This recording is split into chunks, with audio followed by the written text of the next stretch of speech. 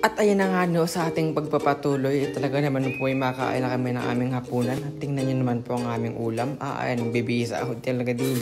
At kami po talaga nagpakabusog diyan. Para naman po sa open ng imasigla. Naman kahit ako kahit sino naman po sa atin kung kaya ng ulam ay paparami ng kain. At ayun na nga niyo, pagkatapos namin kumain ay nagtungo na po kami sa opening. At kami po ay gambarat siya paloob.